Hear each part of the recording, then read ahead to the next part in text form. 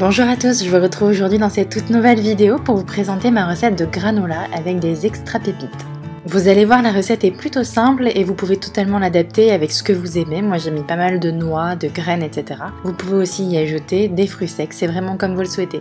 La base, elle en tout cas, ne change pas. Personnellement, j'utilise du son d'avoine plutôt que des flocons d'avoine. C'est un petit peu plus fin et ça permet en fait à la pâte de s'agglomérer un petit peu plus et c'est comme ça qu'on arrive à avoir des extra pépites.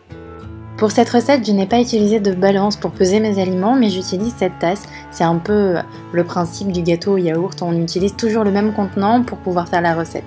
J'ajoute donc 4 tasses de son d'avoine. On va venir ensuite ajouter ce qui va composer notre granola. Donc comme je vous l'ai dit, moi j'adore tout ce qui est noix, amandes, noisettes, graines de lin, graines de courge, etc. Vous pouvez aussi ajouter des copeaux de noix de coco, vous pouvez ajouter des raisins secs, des graines de chia, vraiment tout ce que vous souhaitez. J'ajoute ensuite l'huile de coco. Alors faites attention, il y a différentes huiles de coco, certaines sont plus odorantes que d'autres. C'est mieux de la prendre plutôt neutre pour pas avoir un goût trop prononcé d'huile de coco. Donc j'ajoute à peu près une demi-tasse d'huile de coco que j'ai fait fondre. Je viens faire exactement la même chose avec mon miel de fleurs, une demi-tasse.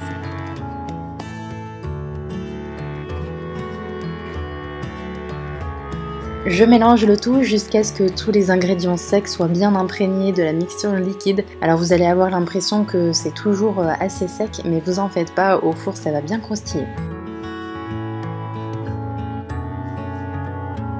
Sur une plaque allant au four, recouvert de papier sulfurisé, j'ajoute mon granola que je viens étaler et bien aplatir comme ça. J'essaie de faire une couche ni trop épaisse ni trop fine, on va dire à peu près un demi-centimètre d'épaisseur. Et on enfourne. On peut commencer à mettre directement dans un four froid, à une température qui va entre 150 et 180 degrés.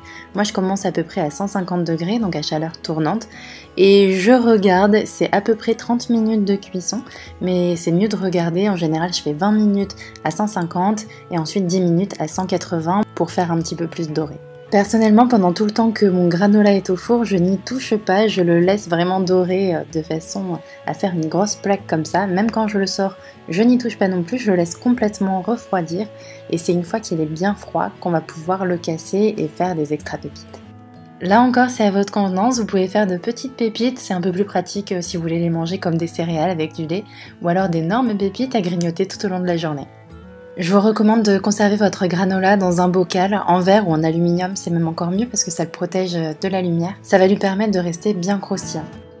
Et enfin, je vous recommande d'avoir toujours du son d'avoine, de l'huile de coco et du miel dans vos placards, parce qu'une fois que vous aurez terminé cela, vous mourrez d'envie d'en refaire. C'est vraiment super bon et en général, ça part très très vite. J'espère vraiment que cette vidéo vous aura plu. Comme d'habitude, je vous fais d'énormes bisous et je vous dis à très bientôt pour de prochaines vidéos. Bye bye!